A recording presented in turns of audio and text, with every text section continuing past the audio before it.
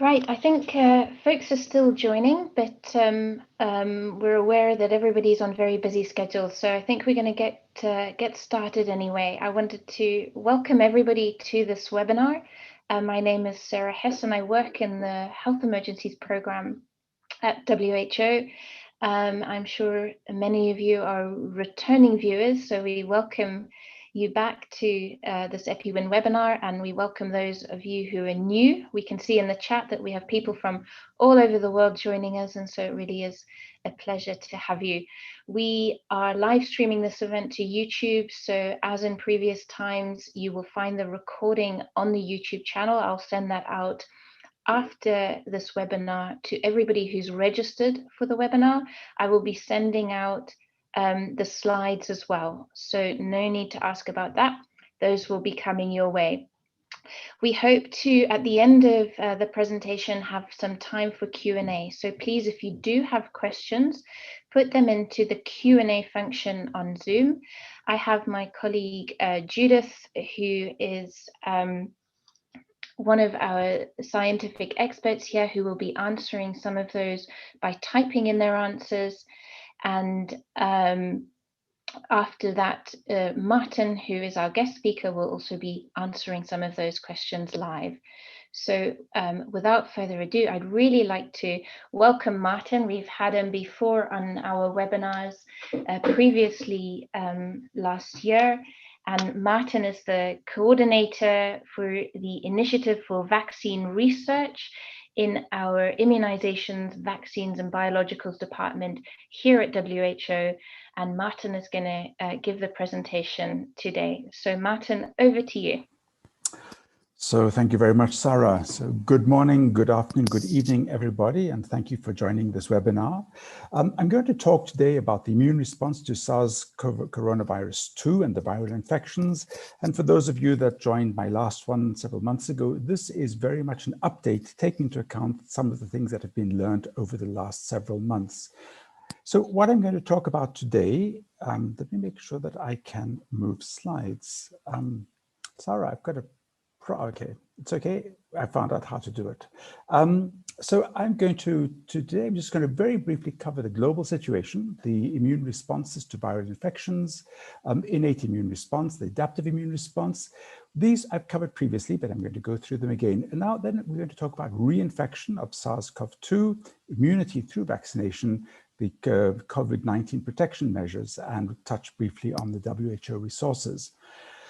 So let's begin off with the global situation. This is a recap, really, evidence, which it's now already a week old. In COVID terms, that's history almost. So where are we for the moment? As you can see on this slide, we've had over 97 million cases of coronavirus infection, and this has resulted in 2.1 million deaths.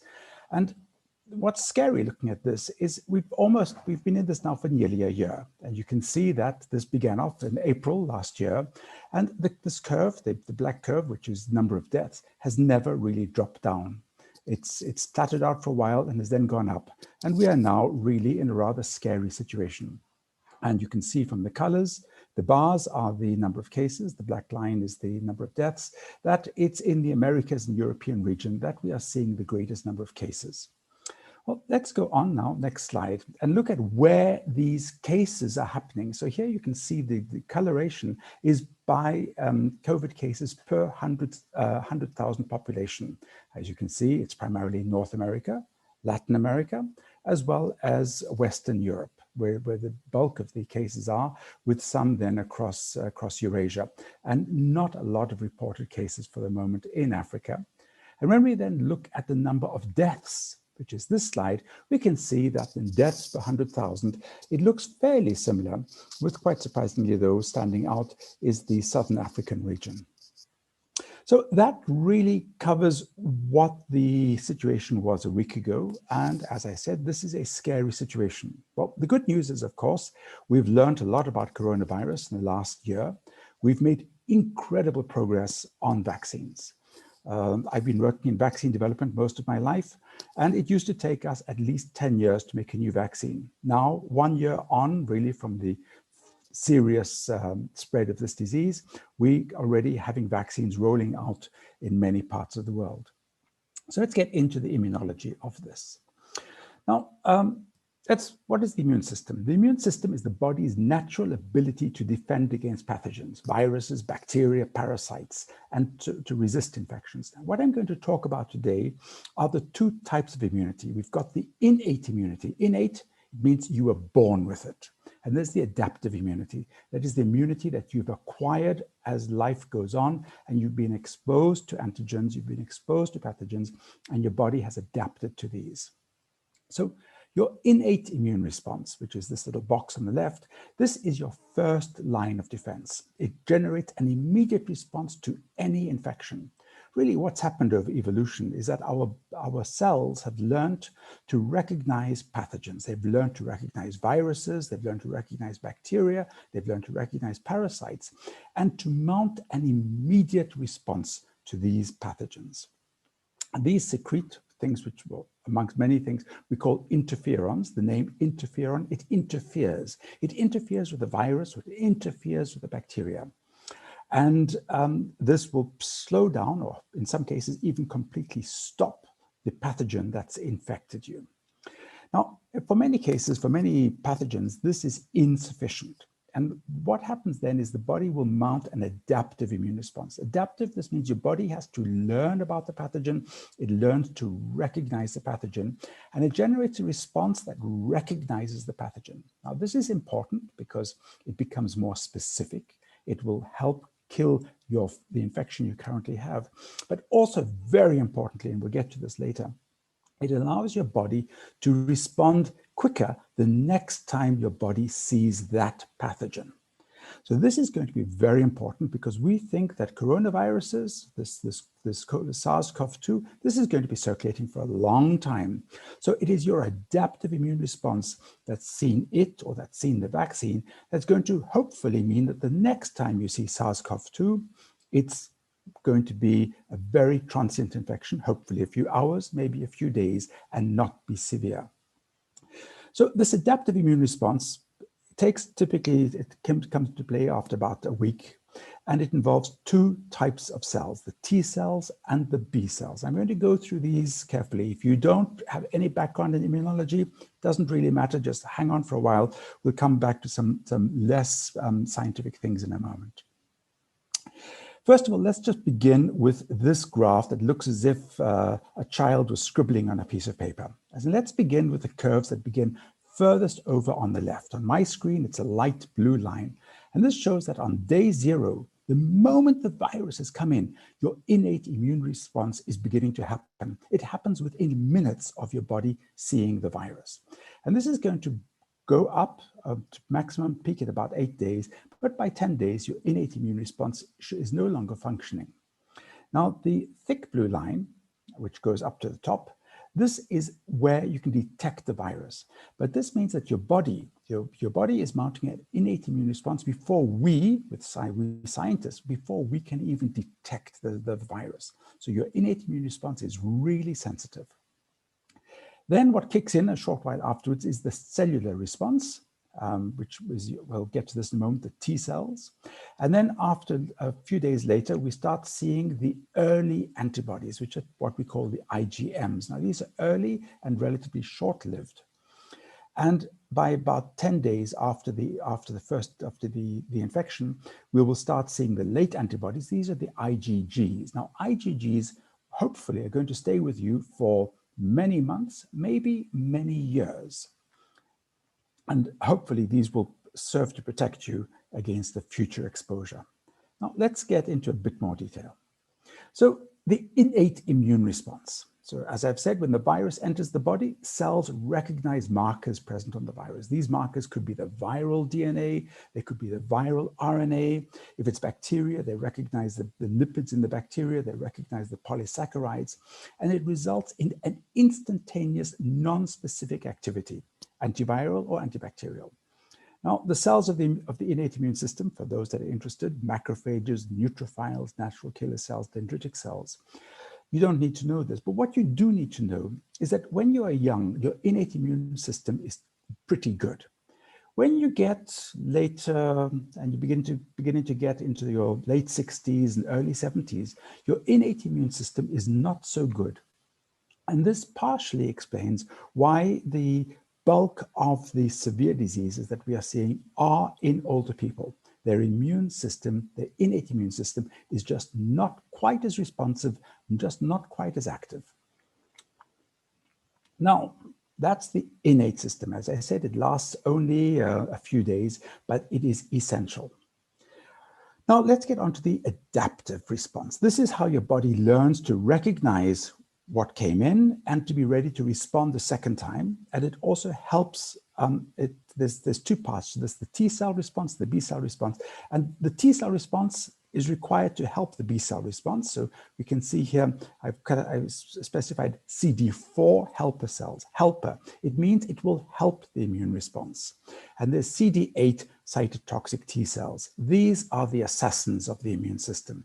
These are the cells that will recognize that's a virus and will kill it. Or specifically, they recognize that is a cell that is infected by the virus and it will kill the cell, preventing the virus multiplying.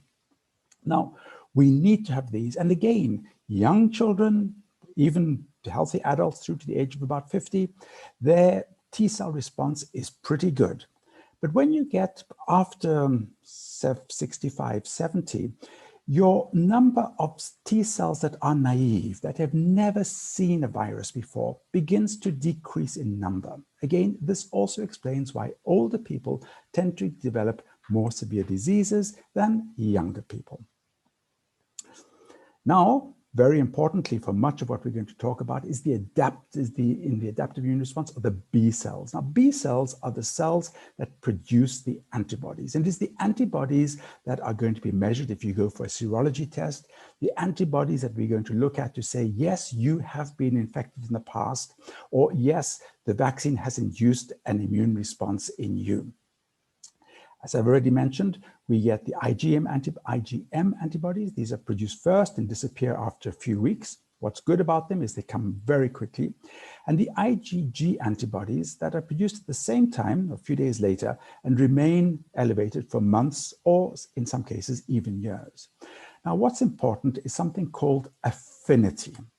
And the IgG antibodies become increasingly specific for the pathogen as time goes on. So the IgG early in infection is not as good as the IgG later in infection. And this is very good because we want IgG that is able to kill the virus or neutralize the virus at the lowest concentration possible. This means we need the highest affinity. Well, now, we don't have to worry too much about the IgG antibodies decaying over time. If they never decayed, we would be just so full of antibodies from every infection we've seen. So fortunately, the antibodies do decline. But what they leave behind are B memory cells. So some of the B cells that were produced to recognize the virus, to recognize the color of its hair, the shape of its nose, the shape of its lips, the same way that we recognize other people, these antibodies will recognize a virus. But the antibodies die away, but a few of these B cells will become memory cells. And they will circulate for many, many years. They might circulate your entire life. And if these cells come into contact with the pathogen just once again, they suddenly and very quickly just start multiplying and producing antibodies. So in 5 years' time, if you've been infected with COVID now, and then your antibodies decline, and in 5 years' time, you are infected again with that same virus, instead of waiting for 8 or 10 days for your antibodies to come up, this will now take between 12 hours and 48 hours because of these memory cells. So this is very important. It doesn't matter if the antibody levels decline as long as you've got memory. Fortunately, we don't have something called immunological Alzheimer's. Once you've got those memory cells, they will stay with you. So let's go on to the next slide. And how do these antibodies prevent the virus causing sickness or prevent it killing you? And we talk here about two types of antibodies. There are the antibodies which are neutralizing, and these neutralizing antibodies seen here as the ones that are binding to the tip of the spike protein represented by these yellow blobs in the diagram. So this antibody, which binds to that spike protein, it will prevent the spike protein being able to come in contact with the cell. So it is neutralizing, it neutralizes the antibody. Now, unfortunately, when you are exposed to the virus, or when we inject a vaccine, we also induce a lot of other antibodies, and some of these are non-neutralizing. Now, the non-neutralizing antibodies don't serve much purpose at all.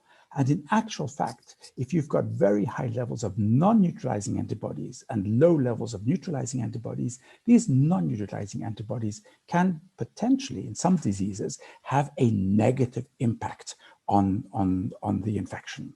So we've seen this strongly in dengue. The coronaviruses in mice and cats, we see this. For the moment, there is no proof that this happens in human beings. So this is why we need to induce neutralizing antibodies. Now, what happens when you get infected with this famous SARS coronavirus 2? Most patients who recover from the virus, which is most patients who get infected, have antibodies that are detectable in their blood. That's the good news. And most of these patients develop antibodies about 1 to 3 weeks after symptoms appear, as I showed in the first slide. And many patients start to recover. Most patients recover during this time. Now, what has been observed is that patients who had the more severe disease tend to have higher levels of neutralizing antibodies, while patients who had mild or asymptomatic have low levels of neutralizing antibodies. Now, you might ask, how is that possible? Well, some people have, first of all, if you've got a good innate immune system, it could be that the virus was killed even before there was time for the body to develop this adaptive response.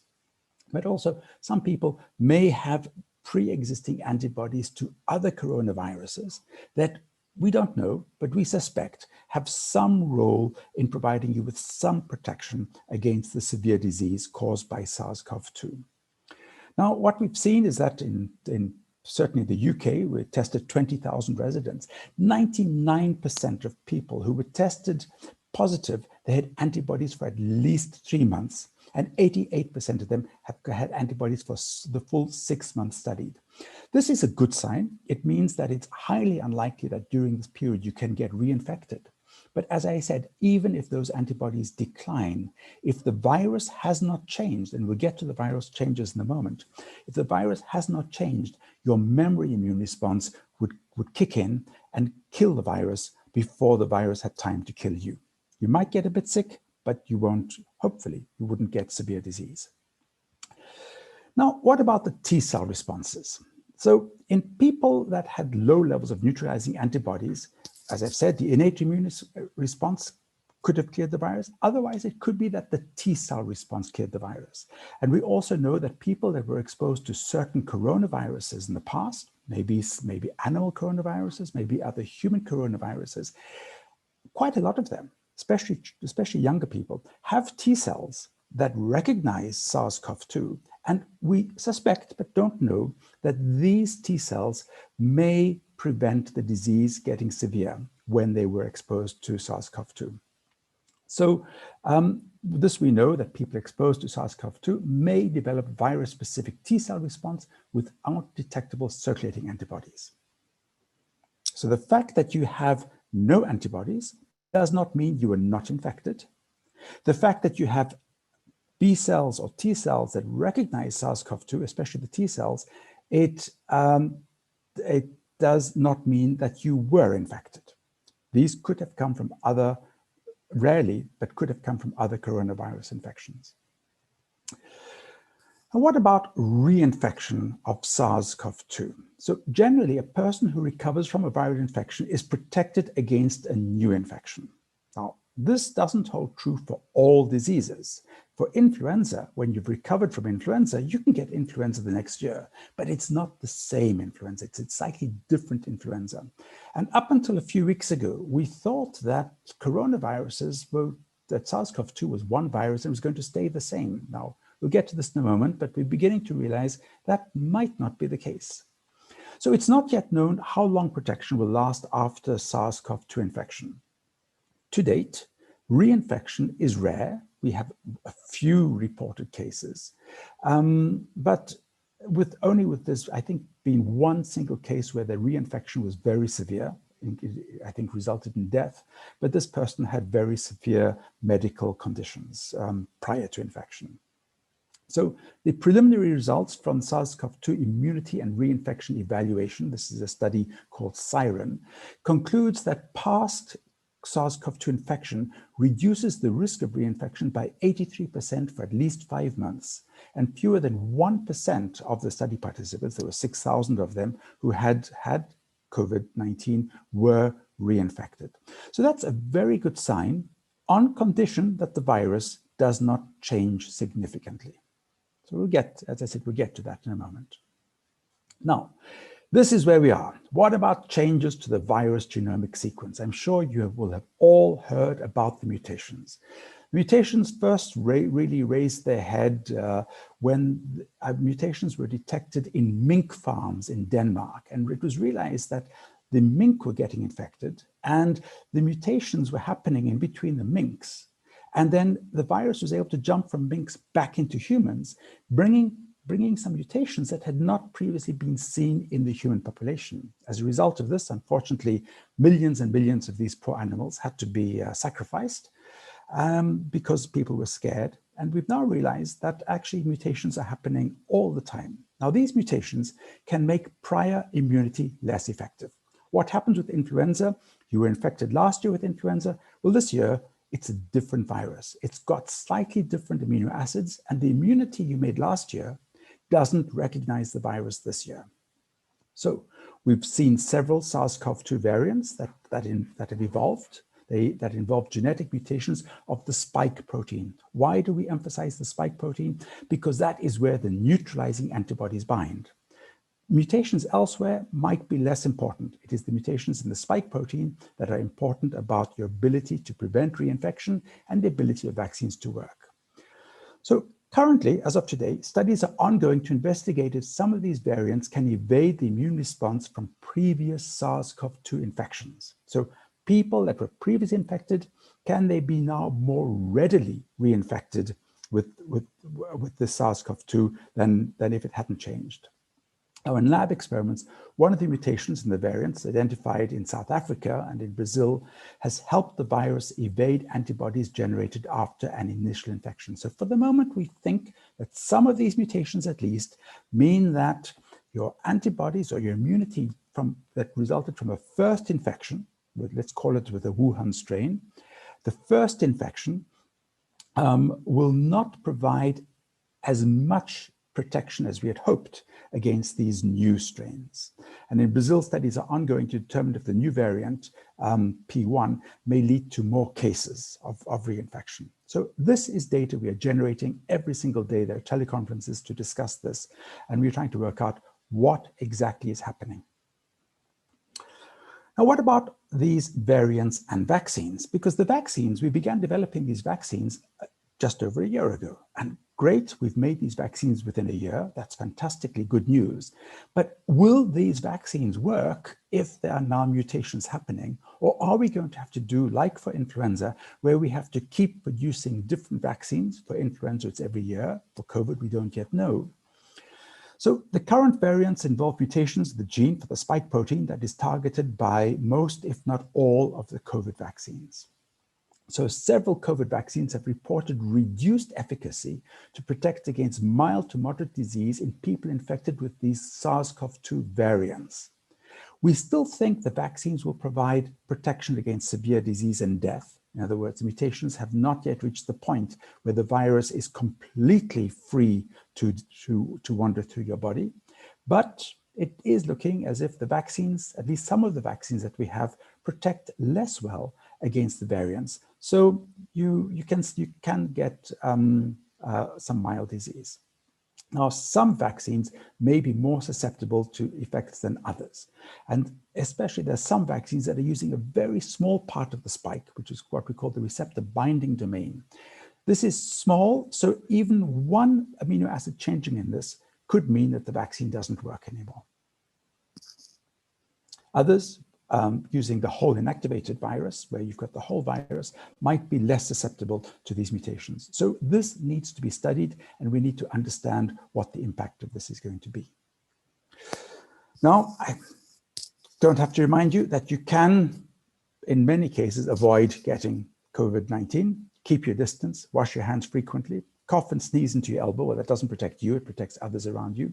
Ventilate or open your windows, and very importantly, please wear a mask. Sarah, I'm going to stop there. The resources are up there on the screen for those who are interested, and I'll take questions. Wonderful, thank you, Martin. We'll give you a second to catch your breath and have a sip of water if you need to. We've got a lot of questions that are coming in through the Q&A, so we're going to try and answer as many of those as we can. We also had a couple come in over email prior to the webinar, so we can potentially start with those. We did use those questions that were emailed in to kind of inform the preparation of the slides, so hopefully that has worked. But one of those questions, Martin, what information do we have to date about the strength of the immune response from illness compared to vaccination? Okay, good question.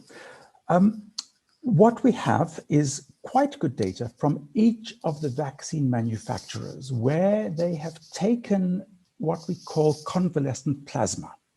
And the convalescent plasma, this is from convalescent people, people that have recovered from the disease. And they compare the immune response that is induced by their vaccine. When I say the immune response here, we're talking about the antibody response, and very specifically the neutralizing antibody response.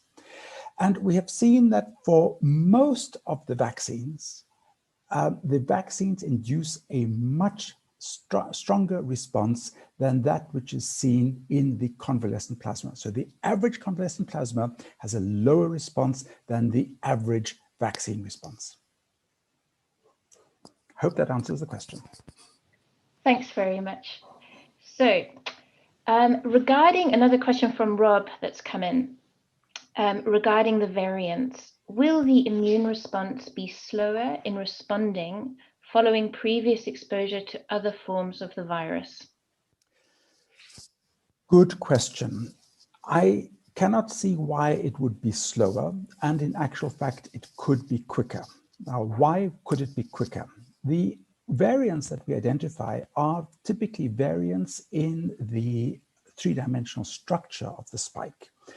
And this will change the way that the antibodies bind to the spike and therefore their ability to neutralize. However, the rest of the spike, which is big, contains a lot of epitopes which are not seen by the antibodies, and these are what we call CD4 epitopes. So these are epitopes that are seen by the T cells, and very specifically the CD4 T cells. Now, if you were to get reinfected with a variant which had a different spike sequence where the CD4s were roughly the same, but the shape had changed, so your antibodies didn't bind. Those CD4s that you generated either from the first infection or even from a first immunization will be there, and they will really serve to accelerate the immune response to the new strain. So as long as the viruses have and the immune system has read the same immunology books that I've read, the immune response should be faster. Thanks, Martin. And that answers another question that we came through, which was, does the immune response happen at the same rate with the variants of concern as it does with the SARS-CoV-2 original variant?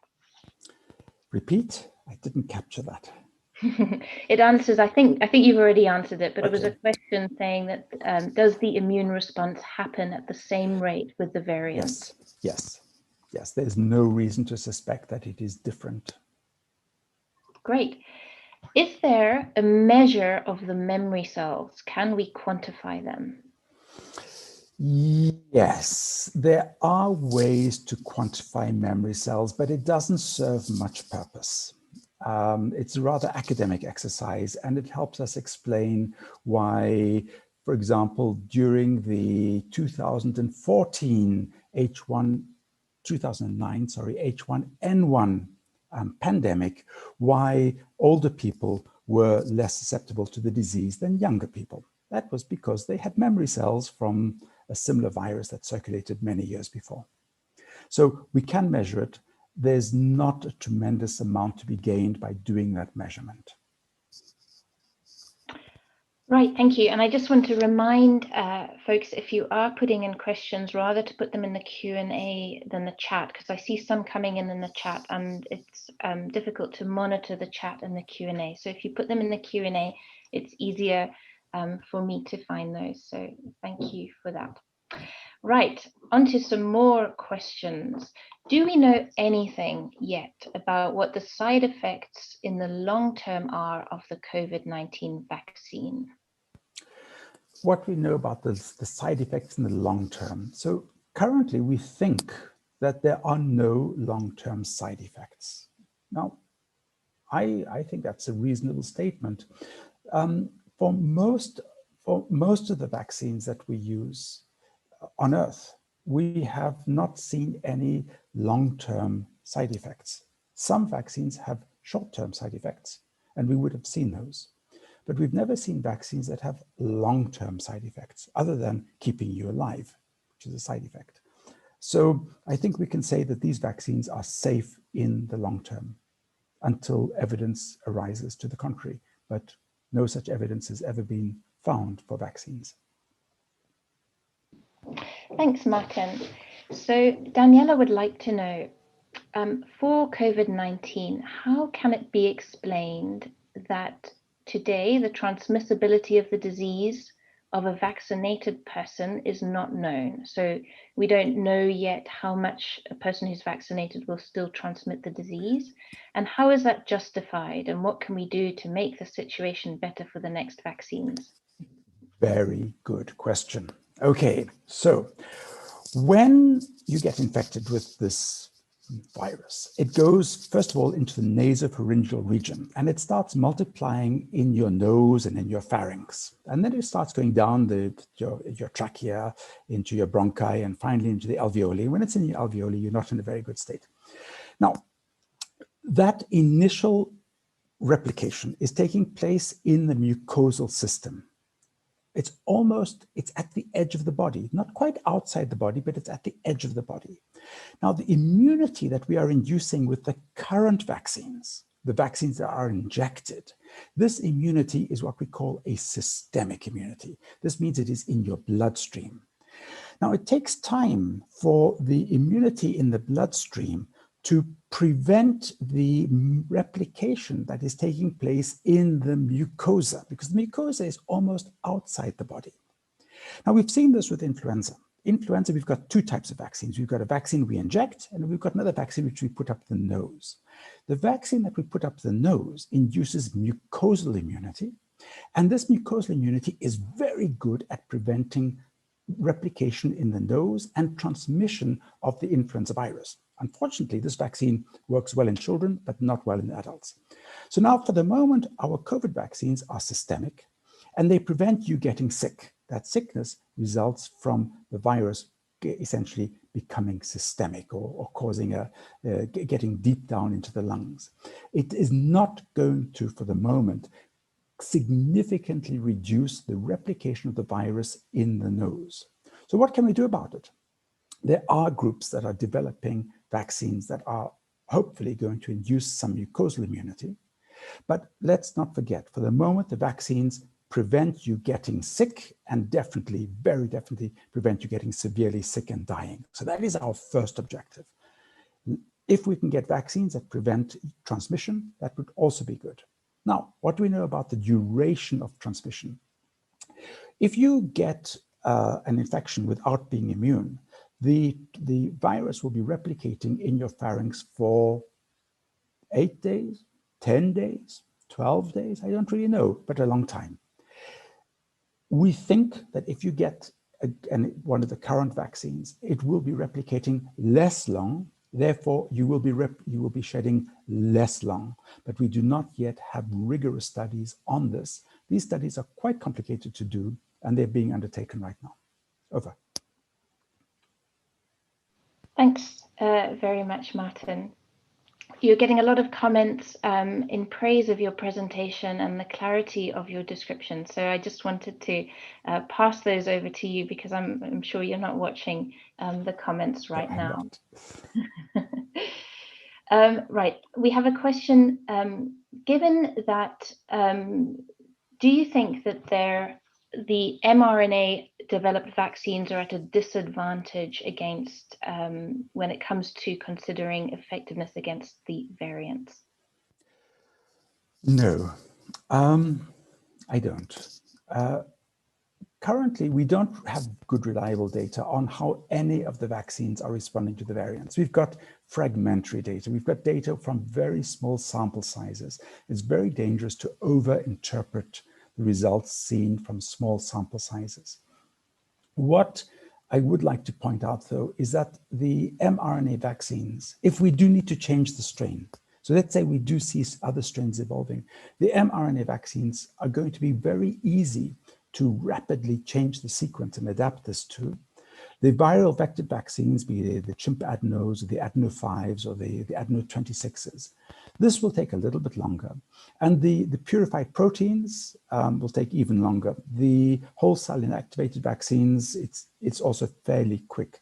There's no reason why the mRNA vaccines would be at a disadvantage compared to the others.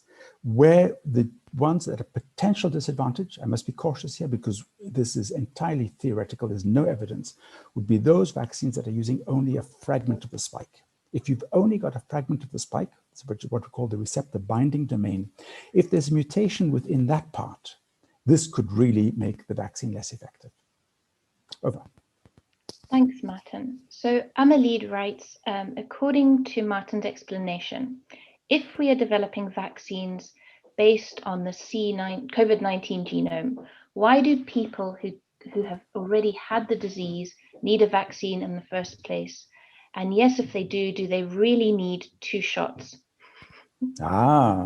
Good question there. There's really good questions coming in. So why do people that have had the disease need a vaccine? So first of all, many people that had the disease have rather low antibody responses. So I can maybe make sure that this is put up onto the resources website. There's a graph showing how the convalescent titers, the titers in convalescent plasma compared to the vaccine titers. The vaccine titers for most of the vaccines are very much higher. So if you've got the disease, number one, it's not at all certain that you've got high levels of antibody titers. And it could be that to get long-lasting immunity, the vaccine will be better. So that's number one. And there was a second point, but I can't remember what it was that I was going to say.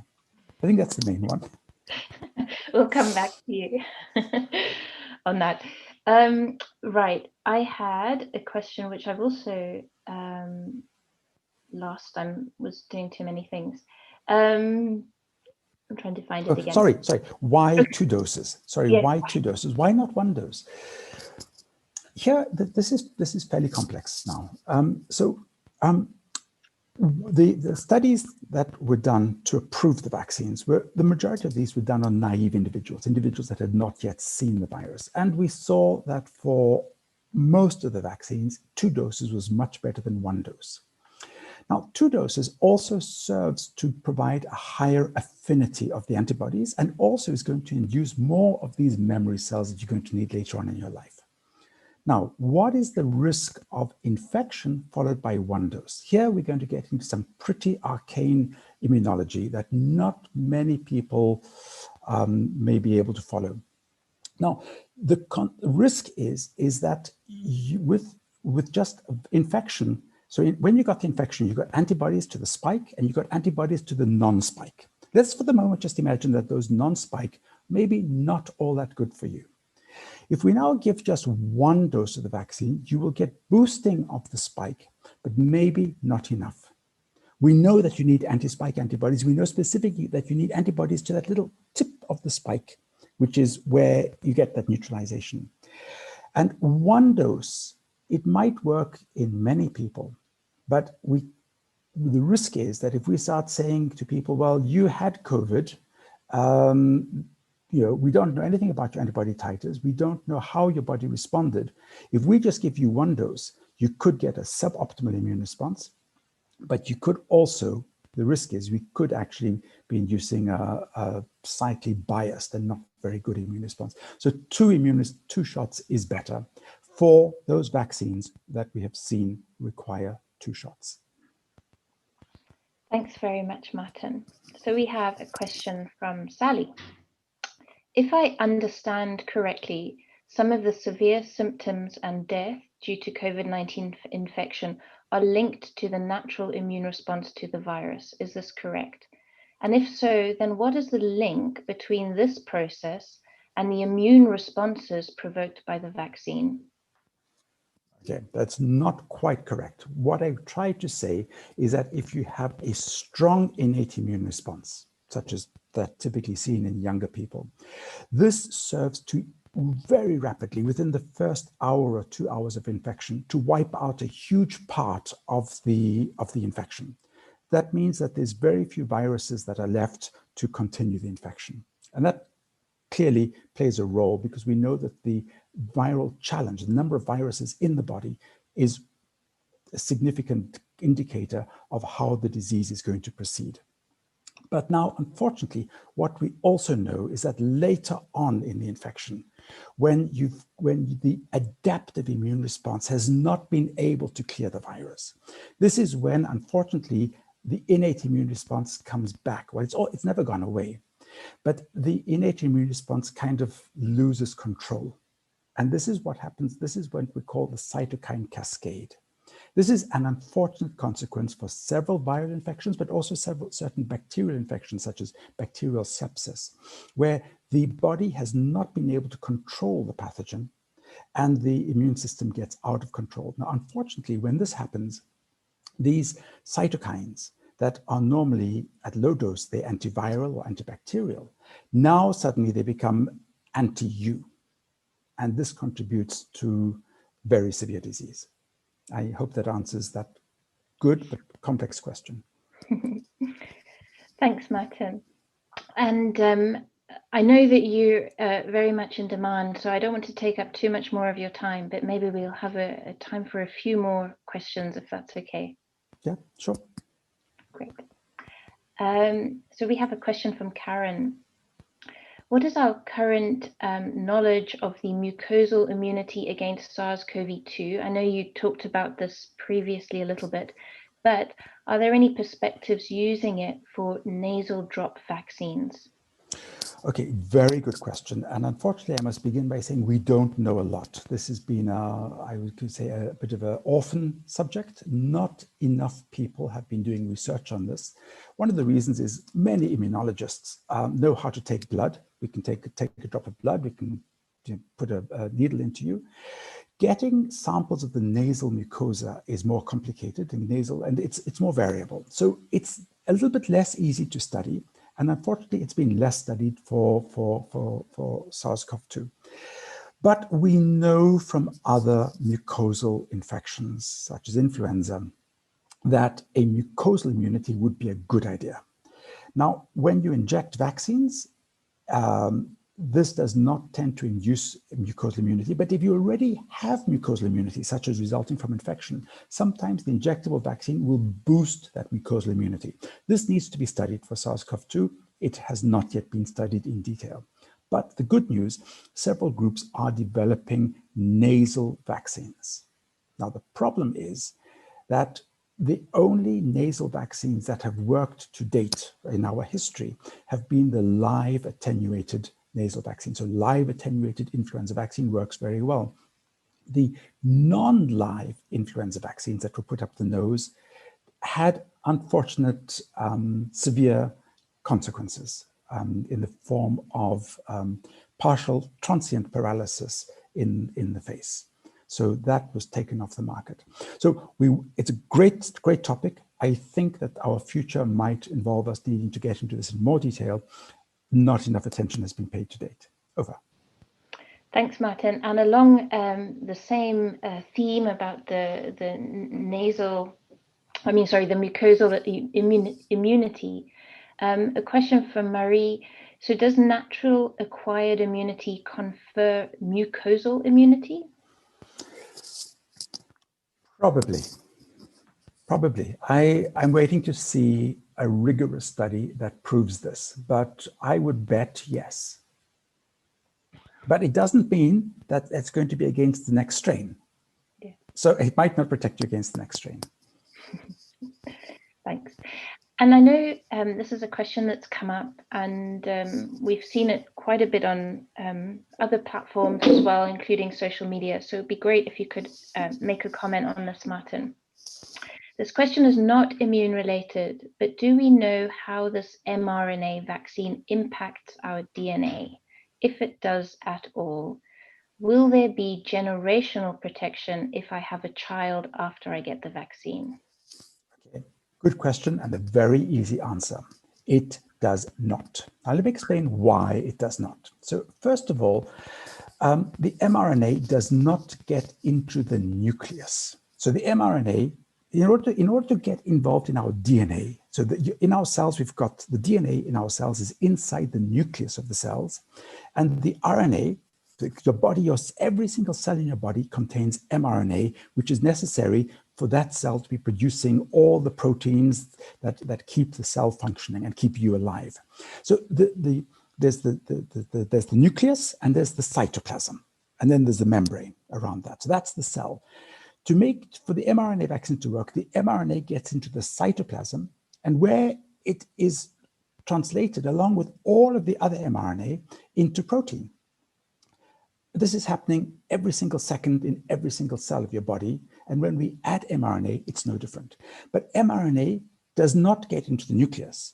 And in order for mRNA to be converted to DNA, this requires an enzyme which is called a reverse polymerase. Now, in theory, there are no reverse polymerases in any human cell. They say in theory because, unfortunately, we know that there are some viruses that can infect the cell and provide the reverse polymerase. But this is going to be in such minute quantities, and there's so much other mRNA. So we can't even convert the mRNA to DNA. But even if it was converted to DNA, how would it get incorporated into the DNA of our chromosome?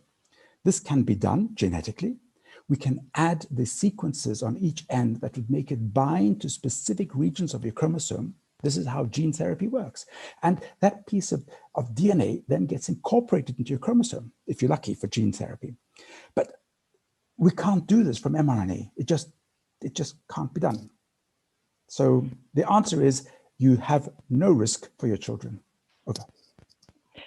Thanks, Martin. And I think we're going to begin to wrap up now, but I'm going to leave you with actually an interesting question as your last one. We've been talking, I guess, a little bit about with the introduction of these new variants, could it mean new vaccinations? But what about the other way around? How concerned are you that the introduction of vaccines will drive the development of new variants? That's a good question. So, to what extent are these variants being driven by what we call escape mutations? So are these variants arising because of immune pressure, or are they arising because of some other fitness that it brings to the virus? So for the moment, the percentage of the population that is immune is still relatively low. So these variants that are emerging now are unlikely, in my humble opinion, to be immune escape mutants. But as more people get infected, we could see more immune escape mutants. And the same is true of vaccination, that if there is sufficient immune pressure and the virus is able to escape. Now, the virus isn't intelligent. It doesn't have a brain. What's happening is that there are constant mutations. And if one of these mutations affords the virus an advantage compared to his brothers and sisters that didn't mutate, well, he will then replicate, and this will then spread through the population. So that question is actually a good question, that yes, it can happen, But we are likely to see these whether there's vaccination or not. The vaccine is likely to provide us with a higher immunity, potentially broader breadth of immunity in terms of the breadth of the antibodies induced. So it is still more likely that we are going to be in a better position with vaccination than without vaccination. I hope that answers it. It's a complex and a good question. It deserves some thought. Yeah, no, thank you so much, Martin. And I know that we've got a lot of questions that have not been answered yet, and we apologize for that. There's just not enough time in the day, but we really would like to take these questions and try and feed them into subsequent webinars. And we hope that Martin will be open to be welcomed back onto this platform to be in the hot seat again, answering all these questions. We really are really pleased to have you, and there's a lot of complimentary comments. So thank you so much for your time and for your energy and for your expertise and sharing those all with us. And we'd like to just thank everybody else on the call for joining and for thinking and providing these questions. So Martin, any last comments and thoughts from you? Oh, let's go back to this slide, everybody, if I can. Okay, that's what you've got to do. Vaccines are good, but this is your first line of defense. Keep your distance, wash your hands, cough into your elbows, open your windows, and wear a mask. Have a good day, everyone. Great. Thank you, Martin, and take care, everybody. Bye for now.